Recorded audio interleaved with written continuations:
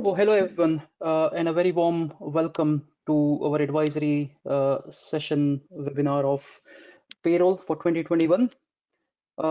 We are still expecting a few more attendees to join, so we'll give maybe a couple of more minutes, and then we can start the session. Okay, once again, good afternoon, everyone, and a warm welcome to everyone, and welcome to our advisory session on the payroll webinar of 2021. The objective and the focus of this session is to deliver an update you on the new features and functionalities that are made available as part of Oracle quarterly release cycle. Just to introduce you to today's speaker. So my name is Kushal, and I have a pleasure of leading the local government practice within Evosis. So for the purpose of today's session, I will be your host, where I'm also delighted to be joined by my colleagues, Viral. So Viral currently works in our payroll center of excellence team, and he will be talking us through the payroll updates in 21A. Viral has been with Evosis for over 4 years now, and he has led many payroll implementations both in UK and across the globe. Supporting us today, we will also be having Om, who is on hand to answer any questions throughout the webinar. Om has been with Evosis for over 6 years now, and he has also been part of the Center of Excellence team, carrying out various roles, and he also have an experience of leading global payroll and HR implementations globally. Okay, so Viral will be talking us through the hot topics and everything you need to know about the main features of this release. Uh, we have also extended the advisory session today, giving you 90 minutes to allow greater time to cover more of the features, as well as to allow more time at the end for the questions. However, as always, we'll basically make this PowerPoint along with the recording available to you at the end of the session that covers of all the features. Now, by means of an agenda, we would like to cover 5 main areas. So firstly, I'll talk a little bit about our approach to Oracle updates before I hand over to Viral, who will give us a quick summary on most popular features, wherein we have supported customers globally to deploy them as part of the latest release.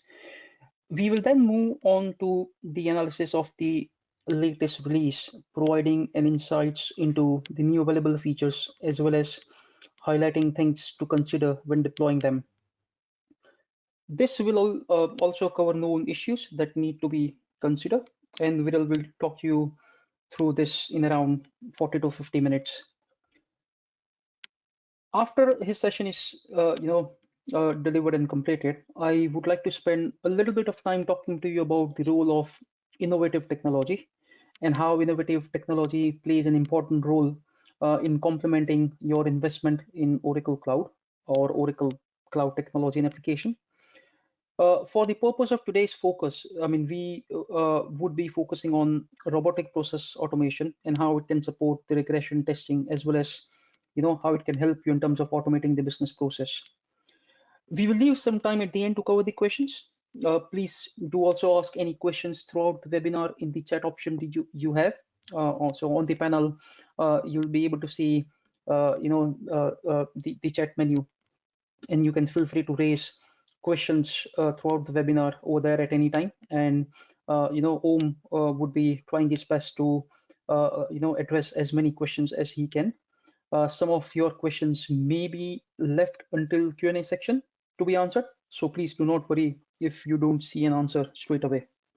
Okay, so this slide, I'm sure this you will be familiar with this slide as we have covered this in number of our previous session, but I'll run through this slide to serve as a reminder for you, as well as to benefit many of our new attendees who have joined us today from across the globe. When we talk about an upgrade or update, there are generally 4 categories of event that we must consider prior to deployment. The first part is we need to analyze and consider each of the options that are available to be rolled. and the impact they have on the user experience and productivity. And the question which you should ask yourself from an organization point of view is, do we need this particular feature which is available as part of the new release? Is this feature going to help me in terms of achieving my business objective? Secondly, we have to plan how we deploy the updates by carrying out some sort of an impact analysis. Without that, obviously, uh, without that, you won't be able to properly understand and analyze what you will actually get out of this particular release. We then need to enter into a testing phase wherein we need to ensure that there are no issues as part of rolling this out. During my session later, I'm very much hoping to provide some insights in how we can help you within this phase. But I'm sure you'll agree it is most intensive and time-consuming activity as part of the upgrade. Those who are already going through, Oracle Cloud upgrades, which comes up every quarter. The 3 stages I've covered so far then put us in a position to launch the new version and new features. So our session today looks to support phase 1 of this 4-step process, as well as looking at how we can help with step 3. The way we present the information regarding each feature is summarized, in this slide. As with the previous slide, this may also be familiar to many of you from previous session. But again, as a reminder, I'll go through this. Each slide includes the name of the feature with a short description of the release to better inform you and give you a brief on what feature is for. We include a business benefits section, as you can see on the slide, to help you understand how advantageous it may be to your organization with the outcomes it could give you. We then include a high-level impact analysis on the right with 4 main areas.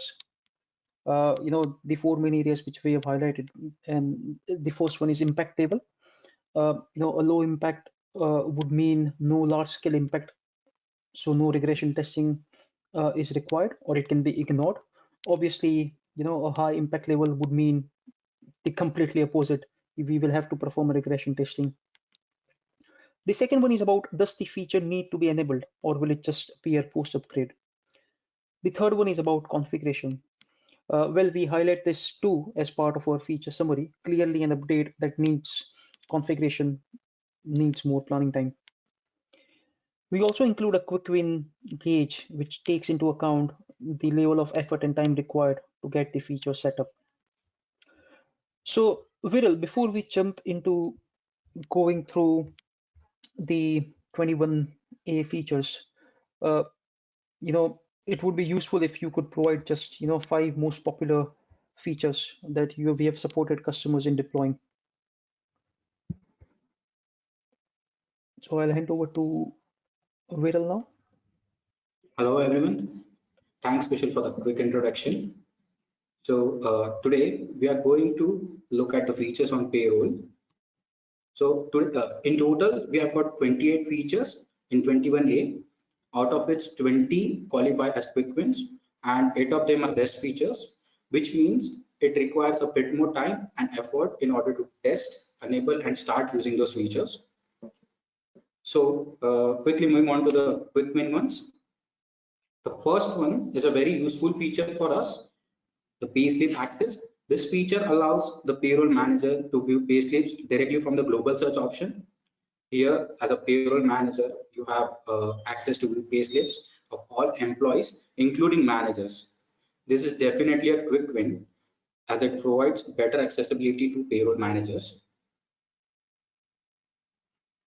Then we have the automatic flow submission for void, cancel, and external payment actions. So this feature allows to capture additional attributes like reason for external payments whenever any corrective action is performed on a payment. So a flow is then automatically submitted whenever you perform any corrective action, and the status will be visible on the view flow and the process result summary page. You can have a quick look at the image here, which shows the reason here. It says this check is damaged. Similarly, you can add your own reasons, and this is how the feature is useful to us, that we can maintain our own attributes here. Moving on to the next one. Similar to the previous feature, whenever you void or cancel a payment post running the transfer to cash management process, the status of the payment will also be updated automatically in cash management. This will save lots of efforts and time at the time of reconciliation. The most beneficial aspect of this feature is it provides automatic synchronization in the cash management. So it is also a very useful feature for us. Then the next feature is the sub-ledger transaction number display in process result details. So in addition to payroll relationship number and assignment number, the transfer to sub-ledger accounting process now includes sub-ledger transaction number in the filter criteria. So this feature helps in quickly searching for the process result details.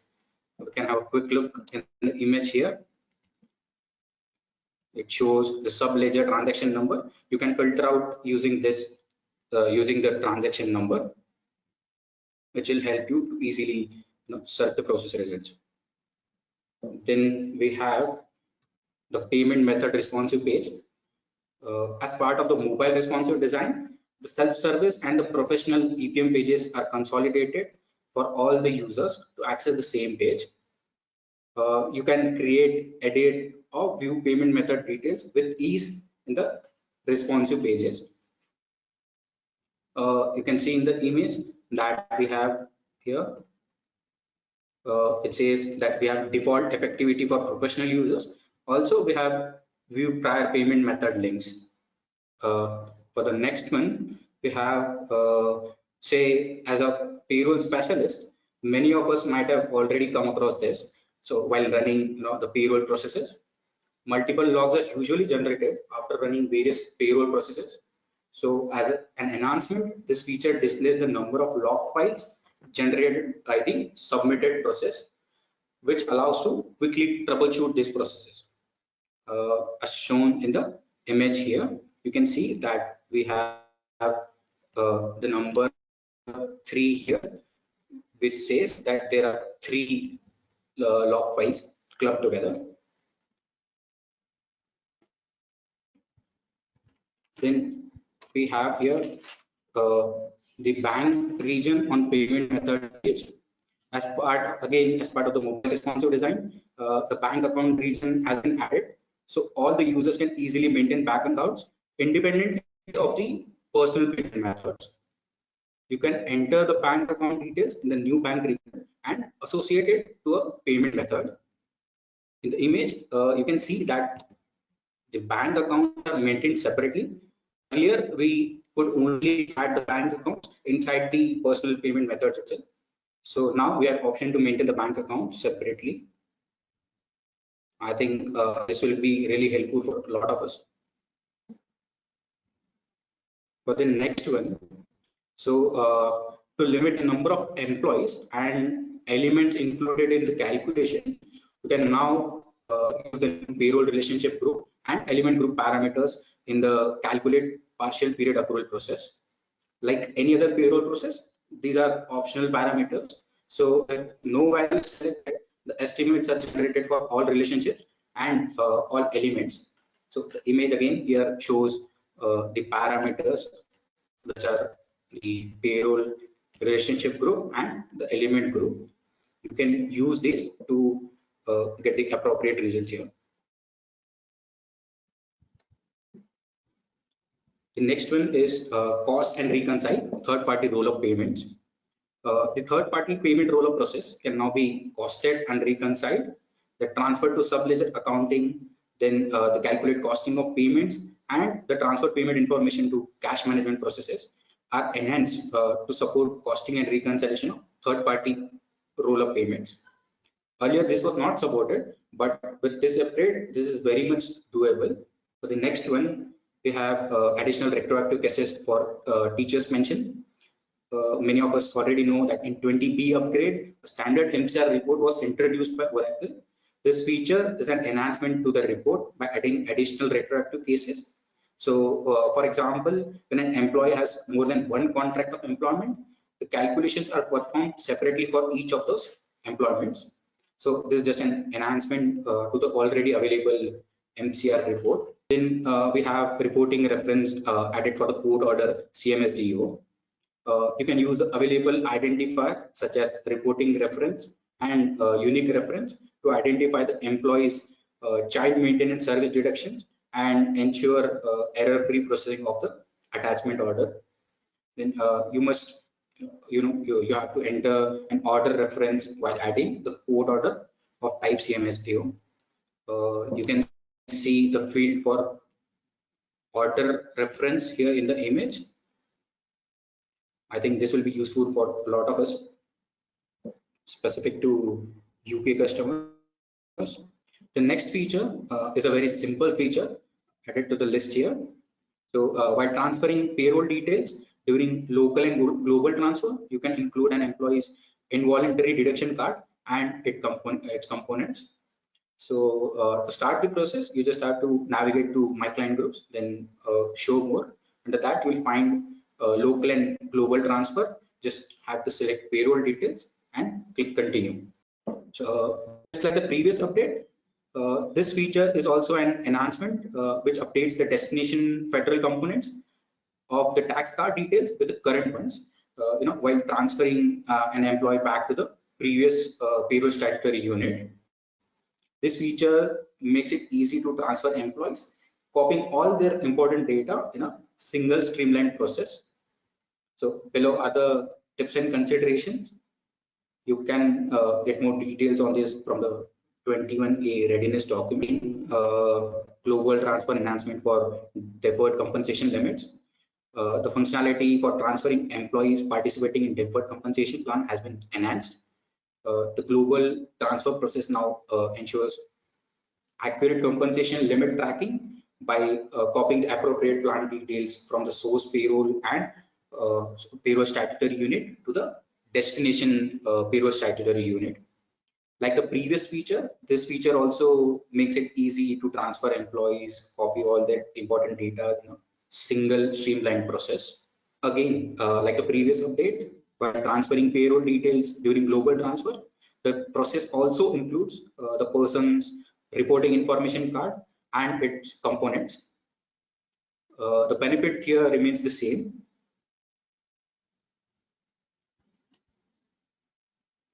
We'll quickly jump on to the next one. So the work relationship legislative information hidden on termination. For this, the fields that are not commonly required for the US human resources are now hidden by default. This feature makes the termination process a lot easier by making the unneeded or masking the unneeded work relationship information hidden. So this will be quite useful for the US customers we have here. So I think that's about the quick wins which are defaulted and requires no configuration. So we have a poll question here for the attendees. I would request Kushal to take the poll question now. So over to you, Kushal. Sure. Thank you, Will. So hello again, everyone. I would be launching a poll question. And again, I think this is just to ensure that everyone is still awake. So you should be able to see the poll question on your screen now, and we would really appreciate if you can provide your response to that. That will in turn help Viral in terms of tailoring the message in the further slides, please. So have you enabled the feature for backdated hires? I mean, this question, and apologies, for those who have joined from outside UK, this is more applicable for UK customers, but we'll ensure that we deploy a few more poll questions which are more region specific from the next webinar. Yeah, I can see people are responding. So Viral, that means that everyone is still awake, which is good. I'll give probably 10 more seconds.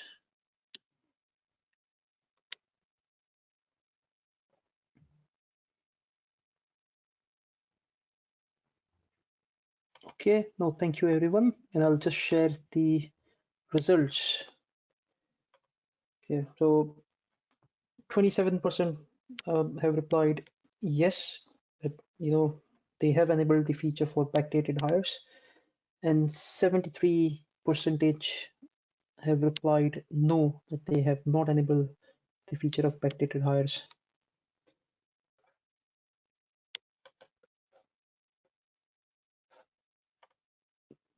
So Viral, over to you. Thanks, Kushal. I think, yeah, probably everyone's awake now. So let's move into the ones which require minor configuration, which are the quick wins default with configuration. So the first one here, we have responsive page for event action notifications. So until now, you could only view event notification for the event groups not associated with the user-defined actions. This new responsive page allows the monitoring and investigation of event notification associated with the triggered processes like time card resubmission and recalculation of payroll for backdated hires. I think this is a very useful feature for all the payroll customers. You'll be able to monitor the notifications very well with this feature. This feature enables to automatically prorate certain benefits. Like at a component level, you have to set the option for proration when multiple entries relating to the same tax year are adopted to benefits. So to enable this proration for P11D, you just have to select a field for is the cost to you an annual amount. As you can see in the image shown here. It's visible, but I'll still zoom it for you guys to see properly. Then we have updates to the teacher's pension MCR report process flow. So there are a few other additional parameters introduced in the MCR report process flow. You can use different combinations of MAT number or payroll provider number, local authority number, and establishment number at the PSU or legal employer level. Along with this, you can update the archive to add a case number in case if an issue is reported by teacher's pension that is resolved in the same period. You can see that we have a field for case number now in the image here. So that's the new features that we have, but there are certain known issues. Most of them are repetitive from 2080, but there are still few new issues that we can have a look at. So for the first one, in the view flow space, in the context of task iteration process, when a user filters on completed with alert status, no processes are returned. So for a workaround, it is advised to simply avoid the completed with alerts filter. This issue will be fixed in 21B upgrade. So we don't have to worry about this one for now. The next issue, few of the HDL related tasks are not returning all of the HDL processes, HDL process result data. So to see the result, you have to use the submit another task and navigate to checklist from task iteration page and then drill down the HDL page. So as a workaround, you can use the recommended navigation that is from the checklist page using the view flow task. So other features, other issues which we have here were already existing since the previous release. You can have a look at those once the presentation is shared with the attendees here.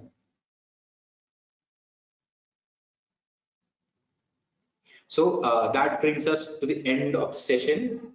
I would like to hand it over to Kushal to take it forward now. Okay. No, thank you. Thank you, Viral.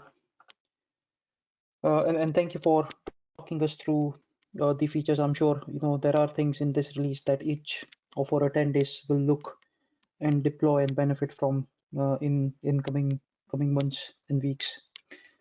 Now, before I go through the next bit of the presentation, I would like to run another poll question related to innovation.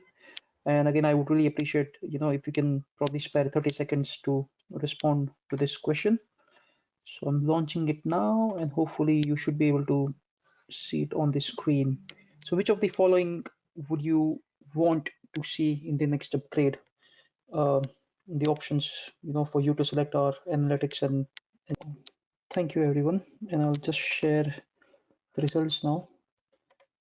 So no, it's great to see that 70% of the audience would like to see more analytics as part of the next upgrade, and 30% would like to see or explore chatbot as part of the next upgrade. No, thank you for this, and this is the precise reason why I would like to talk a bit more about how we can explore innovative technology as part of Oracle Cloud services which you have already procured from us and also from Oracle.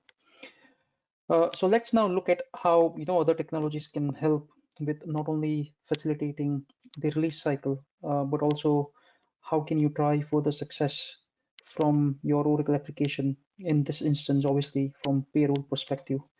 So let me go to the next slide. Okay. Now, I think one of the important thing which we as an organization are also reviewing, and we have already developed an approach, and in coming weeks and months we would be rolling this out to all of our existing customers who are taking our support services, is basically driving continuous improvement with the innovation board. So, and again, the main objective behind driving continuous improvement is because our focus is not just to keep the lights on, but our focus is also to support you in terms of achieving your strategic objectives, promote more self-help, reduce manual activity, and drive automation within the organization, which actually complements the investment which you have already done in Oracle Cloud. Uh, we have actually leveraged the latest technology and created a series of packages across three distinct areas, and these are RPA, analytics, and chatbot. So with RPA, we look at how we can help our customers like you to automate the regression testing process, for an example, that is carried out for each quarterly cycle to save time and provide focus on where it is required. I'll just share an example of where we have actually deployed this tool. It is one of the customer in US and also in one of the private sector organization in UK. I think the business case over there was more about their support team has to spend a lot of time in terms of doing regression testing, and I think the reality is yes, they will have to spend a lot of time in terms of doing regression testing. Whilst Oracle Cloud upgrades are less onerous as compared to obviously the on-premise upgrades, which we all have seen in the previous world, we still have to invest certain time. Now, after deploying obviously this regression testing tool on RPA, they were able to save at least 60% of the time. So you can imagine the amount of time which they are now relocating and refocusing on other activities, which would add value to the business. We also look at how we can save time with automating business processes too. So again, RPA automation is a wide term, right? I've just given an example in terms of the tool which we have developed for automating regression testing, but automation is actually a journey. We can start small, we can then land and expand. And we've also got some further use cases for public sector. To be precise, for local government, for NHS, for higher education. We've also got some use cases for private sector organization. Now, from an analytics perspective, some of you would be familiar with EBOS's value-based analytics. Now, again, just to give you a very brief overview in terms of what I mean by value-based analytics is, we as an organization have developed value-based analytics, which is a tool which is built on, Oracle reporting tools like OTBI. So, you don't have to procure any additional licenses. Uh, this basically helps in terms of measuring and monitoring the outcomes. So it is basically a tool which helps in terms of delivering measurable value, and it also helps you to realize the business value of the investment which you have done in cloud. Now, this can be overlaid on your existing analytics you already have in place, and it provides key information around four key areas. We look at identifying processes that can be optimized or even automated. Now, from a system adoption perspective, we can help identify areas and reasons for low adoption rates, and in turn provide recommendation, for any changes which can help to improve this. One thing which we have seen, and again, this is one of the area wherein we are supporting our customers a lot. So once they go live with Oracle Cloud, once they roll out the application to various directorates or departments within the organization, uh, you also need to monitor whether your users are actually adopting the processes or not. Now, do you have a tool in place which can help you to monitor that? And this is exactly what our value-based analytics will do. It will basically give you, you know, a dashboard which basically shows you the analysis of how many users within the organization are adopting which particular process, how many users are, not adopting which particular process, and this will then help you to understand where we need to, you know, invest our time and focus on, whether that is whether we need to provide more training, whether we need to make things easier for them so that they start adopting things. But again, these are the kind of analysis which our value-based analytics would give. We can also look at the data outputs that you and your team needs from the system to provide greater visibility. So, for an example, if you want to analyze, your procurement spend within the organization, again, this is one example of, you've got more than 340 plus pre-built analysis of this types. It will basically show you all sorts of different analysis, which will help you in terms of proactively driving decisions within the organization.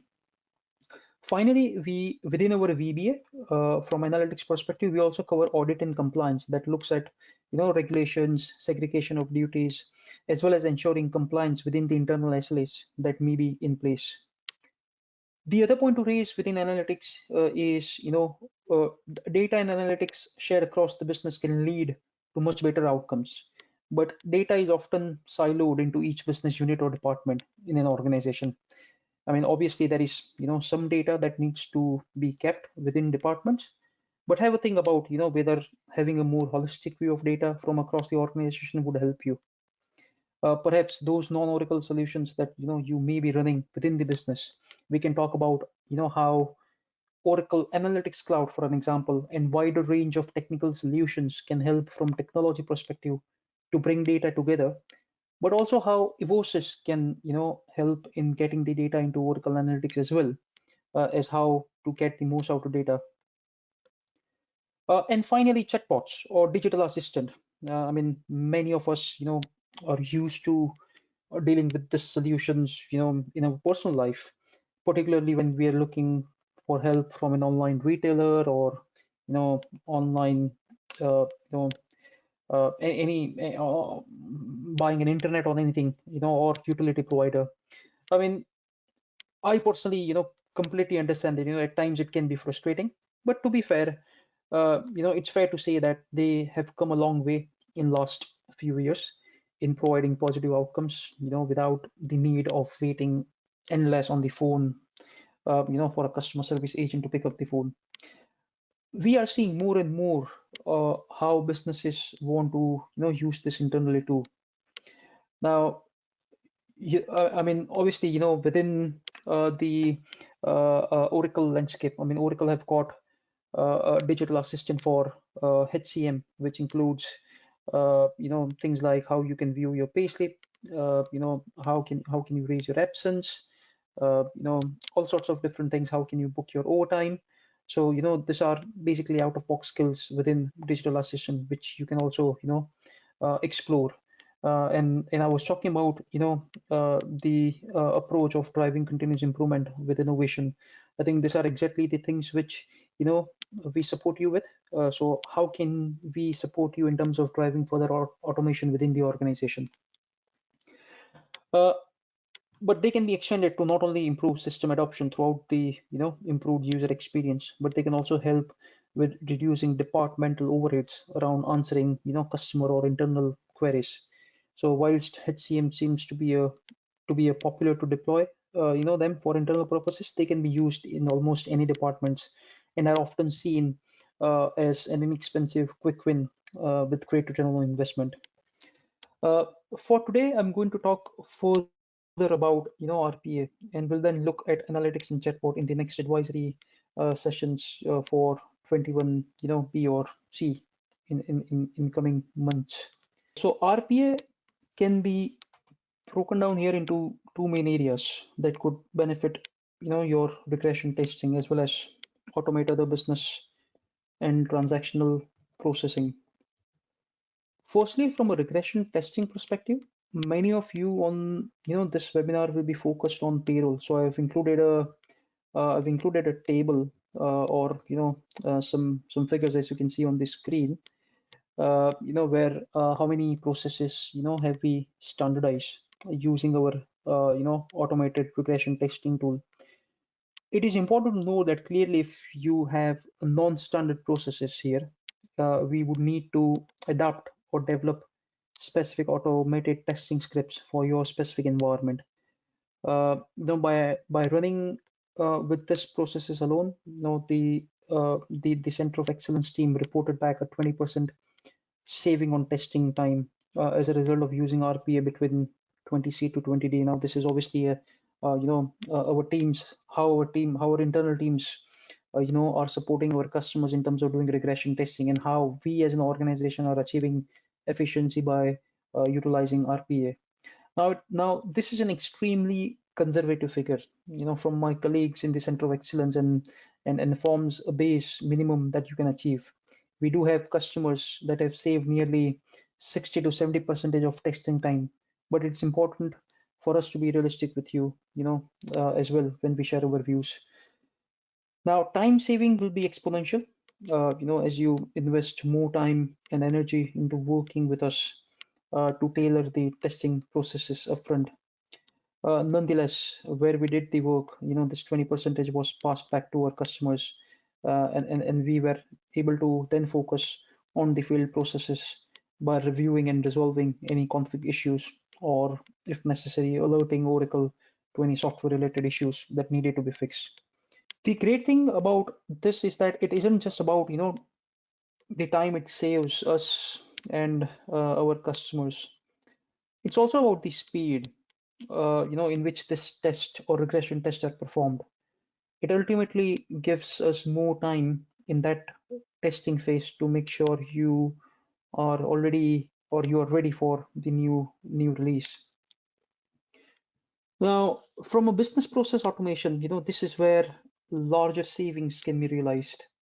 We spoke earlier about how our VBA solution can be used to help identify the business process that are ideal, candidates for automation. Once those processes have been identified, we recommend investing time upfront to standardize or even redesign the process before you automate. I mean, one of the things which, I read a report, from Forrester. I mean, they wrote an interesting paper in May last year about, the importance of RPA in the modern world. And interestingly, how much of a role it will play in the post-pandemic world. Uh, I mean, they included some golden rules for RPA, and they say that it is vitally important to carry out the standardization process rewrite step, even if it increases the initial cost. This is because ultimately it will lead to a more sustainable automation with improved return on investment in future. They also went on to say, how important, it is to have a well-documented process map. I mean, automation is normally a fragment of a wider process. So you need to ensure that, automation factors in dependency if associated with your wider processes. I mean, there are obviously number of other key benefits which I'll not dwell into detail. Obviously, for the purpose of this webinar and looking at the time. But hopefully you found that useful, and if it is something that you would like to explore further, please do contact us either via your project manager or using the details that we will provide at the end of the session. Or feel free to reach out to me. Okay, so now moving on to the closing session, the Q&A part. I just wanted to give you a quick update in terms of what happens next. So obviously, as highlighted before, I mean, we will make this presentation and the recording of this session available to to all of you. We will also send you a feedback form. This is, I mean, I'm sure you probably would be aware about this. This is more for us to improve our upcoming webinars. The more feedback we get from our customers, the more we can improve. I mean, if you need to speak regarding the new approach or any new features as part of 21A, please feel free to reach out to your project manager or just drop us a line at business@evosysglobal.com. The other thing which I would also like to say is, I mean, we would be obviously contacting you individually in terms of our new approach and how it will help you in terms of bringing continuous business improvement. But if you want to know more about that, then feel free to obviously reach out to me or drop a line to business@evosysglobal.com. Now, moving on to Q&A now. I mean, Om, are there any questions that you would like to bring to our attention and for our attendees? I mean, please do feel free to ask more questions in the chat window, and we'll cover them as much as we can. Hi Kushal. So Kushal, in questions, basically we got two questions and which is answer over there. So right now we don't have any. So attendees, Okay. please feel free to ask any question, please. Yeah, we still have time, so please feel free to ask question. I think Om, I mean, you might have already answered this, but have you answered this question, Om? We saw data loader issue page, but the other issue were skipped pass.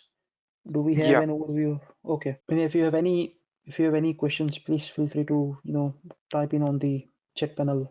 I've Kushal, got. we got new question. Let me read that. It's please repeat what you said regarding court orders. Sorry, say that again, Om. Please repeat what you said regarding court orders. That's a question. Okay.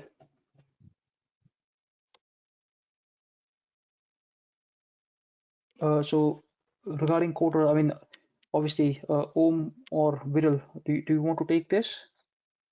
Yeah, sure. Let me answer that. So, Sandra is so for that one. Now, what you can do is for the obviously the title of that feature was reporting reference added for court order CMS DEO. So for that, you can now use the available identifiers. There are two identifiers which are reporting reference and unique reference to identify the employee's child maintenance service deductions, and this is to ensure error-free processing of the court order. So what you have to do is you have to enter the court order reference when adding the court order of this particular type, which is CMS DEO.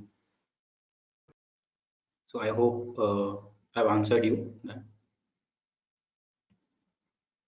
No, thank you, Viral. I can see, one of the audience so I can see Vidya has raised her hand. I mean, Vidya, if you can hear me, would you please mind typing in your question on the chat panel? Well, and Viral, meanwhile, Vidya is typing the question, so I'll read out another question, Okay. which is which is by the Gary. The question is, can bank account for future dated employees? Example, if they started from 3rd Feb, but today is 27th Feb. So yeah, for this question, uh, we have a process called synchronized person records, which allows you to uh, add the bank account details for a future dated employee as well. But we have observed a bug in the system which is not allowing to add the bank details as of now. So we have already raised this with Oracle and hope this gets resolved in the upgrade. I think Viral, specifically on this part, I think we can also raise in, I mean, obviously, we have raised an SR, but I think the more, ERs we raise on behalf of our customers, the more focus and attention Oracle will give, right? Yeah, sure, definitely we can do that. But Kushal, this one was already a feature, but which had a bug after the upgrade, after the 20D Okay. upgrade. Okay. So Oracle is already working on this to fix. Okay. No, thank you. Thank you, Viral. Yeah.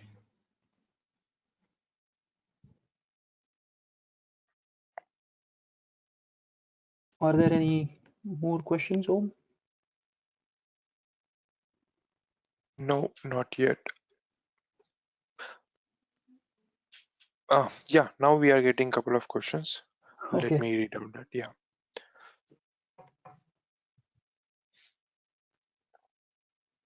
Yeah, the same question. The question is regarding the court order, Viral. So the question is, we already use the unique reference for court orders, but they do not appears in third-party register. So okay, for I think this is a very specific case. We might have to test this, and then we'll be able to answer you on that. But definitely, Sandra will try to get back to you on this one and answer your question. And what was the second question, Om? Yeah, yeah. Then the second point is about the SR regarding the same the payment method patch for the future dated. Now I'll read another one. For pension assessment, is there a way to flag that we do not want a new employee to assist due to backlog of pay delay in person creation as their accumulated wages exceed assessment threshold? Yeah. Uh,